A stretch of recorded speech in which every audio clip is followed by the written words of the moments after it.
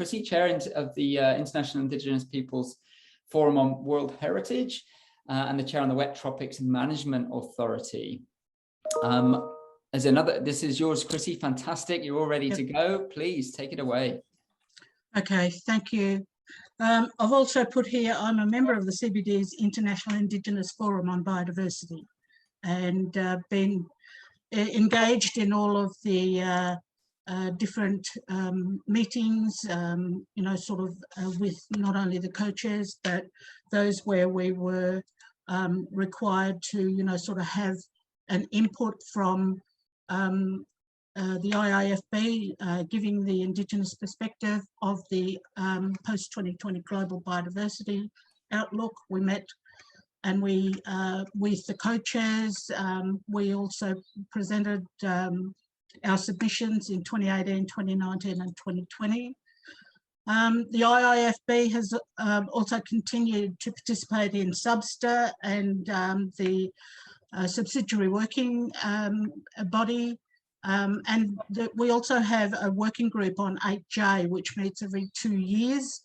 And the last time we met was 2019, and we have not yet had the opportunity to have that meeting because it includes parties as well.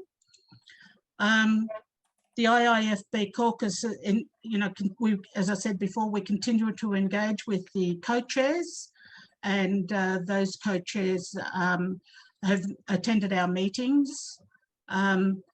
We had a number of caucus meetings in this year, in 2021, for our dialogue with state parties, you know, wishing to join our webinar.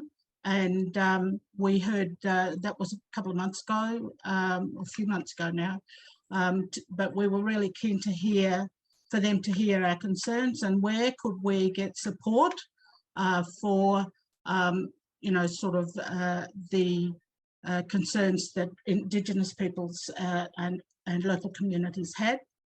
One of them is with the High Ambition Coalition, and I've already heard people talk about 30 by 30 target.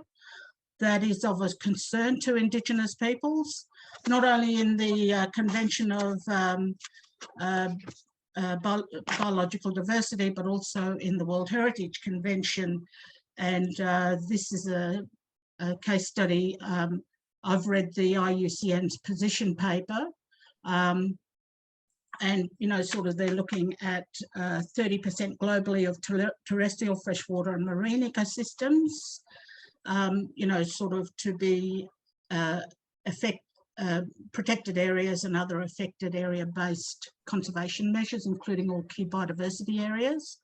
But we really need to be mindful about the people on the land. And it's of concern to a lot of Indigenous peoples across Africa, Asia, and most locally in South America as well, with that movement of getting people off the land and not allowing them to stay on the land, particularly when it's World Heritage. You know, sort of they are moving people off the land, they are killing them, they are jailing them for no real reason. So these are the things that are coming up and under this 30 by 30.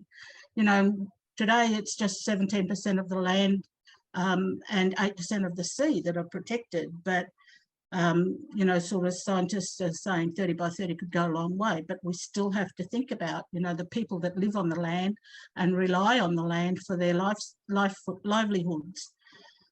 And so, you know, so from Indigenous perspective, that is really, really important that, and I've just heard the last speaker say 30 is not enough, you know, unless we get commitment by governments that they're not going to move the people off the land and let them continue their traditional practices that are improving the biodiversity and maintaining that you know, ecosystems and biodiversity, well then, you know, sort of Indigenous peoples have concerns about that. I just want to go through the goals and that where we wanted to make sure that we wanted to have some input that made a difference or that included Indigenous peoples and local communities. So the first goal is really just in managed, and that managed means that, you know, sort of the people that are living on the land are managing it. So it's only 2 words, but it makes a big difference to Indigenous peoples and local communities. Goal B, we're looking at people's positive contributions. Again, that's that action by, you know, sort of people that live on the land and respect the nature in that as well. But also the fulfilment of obligations to respect, protect and promote all human rights for the benefit of all, especially those dependent on the biodiversity. Again, this is aimed at, you know, sort of including and, you know, sort of acknowledging and respecting Indigenous peoples and their contribution to how they manage the land. Goal C is derivatives, biological resources, ecosystem services and associated traditional knowledge for Indigenous peoples that live on the land, you know, in these highly diverse areas.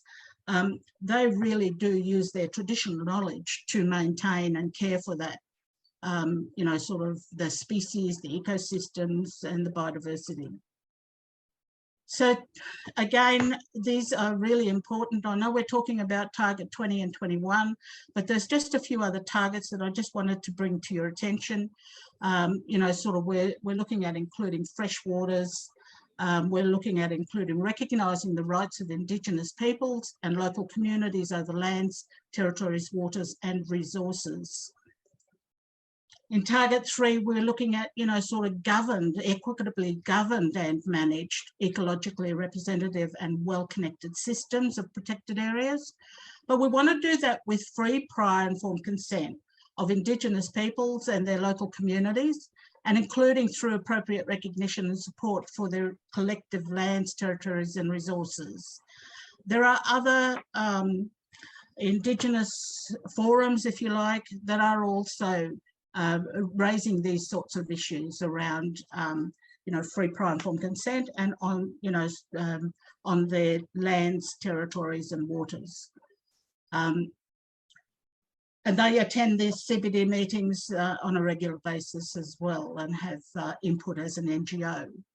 Those most, for target 9, it's those most dependent on biodiversity, and here we're trying to raise the issue that there are a lot of Indigenous peoples that live on those areas and that they depend on the biodiversity. They depend on it for their livelihoods, their medicines, their culture and all of those things. So it's bringing that into it just by adding these few words, and including through promoting customary sustainable use by Indigenous peoples and local communities, and the implementation of the Global Plan of Action on Customary Sustainable Use. The CBD has already got policy around that, and that is Article 10C. And in target 13, we wanted to make sure that biological resources, ecosystem services, derivatives, digital sequencing information was included, because that is something that more and more traditional owners are getting engaged in this DSI, because it is having an impact on, you know, sort of their traditional knowledge, their intellectual property around that. And so again, we're saying we need free, prior informed consent. In target 20, we're looking at, you know, sort of making sure that culturally appropriate sustainable development, enabling monitoring and promoting and respect for rights, awareness, education and research. And I'll talk a little bit more on target 20, but for target 21, we were happy with it as it was. And this had come out of one of our submissions, that we were really keen to make sure that women and youth were included in part of the decision making and having the capacity to have equitable and effective participation in decision making. So in section B, and we were working straight from the draft, as most people were, but in paragraph 12, it was emphasising the targets 21 and 20, 20 and 21 are cross-cutting targets applicable to the achieving all other targets. and also including human rights obligations in there as well. The implementation, we wanted to make sure that we were adding the Article 8J and related provisions of customary sustainable use. 8J is traditional knowledge and related provisions, and customary sustainable use is Article 10C. Enabling conditions, again, we wanted to make sure that, human rights-based approaches, not just rights-based, but human rights-based approaches were integral throughout this framework. And enabling conditions, we did have a 15 bis. All activities taken under the post-2020 biodiversity framework must be based on human rights principles, such as those contained in the Universal Declaration of Human Rights, the United Nations Declaration on the Rights of Indigenous Peoples, the ILO Convention 169, the ACUICN guidelines, and the Mokhtol Kutzal voluntary guidelines from the CBD, those two are, and which include universality, equity, equality, inclusiveness and non-discrimination, respect for all human rights and all persons and peoples as indivisible, including women and youth, recognition of rights to customary sustainable use of and secure tenure for lands, territories, waters and resources, the free, prior, informed consent of Indigenous peoples and local communities, and for the protection of human rights defenders. This was a really big issue for Indigenous peoples because so many of them have been killed for the reason of trying to protect their lands and waters.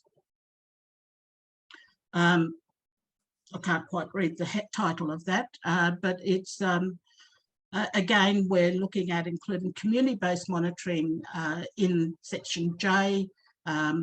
This is paragraph 18, and with the full effective participation of Indigenous peoples and local communities and relative stakeholders. So these, what we have in red are sort of what we're advocating for after the many caucus meetings that we've had and the dialogue meeting that we had with a number of state parties, of which Australia had attended as well, including for the responsibility and transparency, including IPLC reporting and review through CBMIS and the LBO. And if people aren't aware, we have lined up LBO, which is a local biodiversity outlook report, with the GBO, which all state parties need to report against every 5 years, and we've had to do a catch up to do the last one, but we have now 2 LBOs, and you can find them on the CBD website. So that is a report that is peer-reviewed, written by community people against the targets of the ACUICN targets and the work that they're doing and the progress and achievements. So yeah. And finally, I think this is a fun one, outreach, awareness and uptake, making sure that we've got, sort of associated traditional knowledge. When it's just knowledge, sort of whose knowledge is it, and we're wanting to include the Indigenous peoples and local communities just by adding traditional knowledge.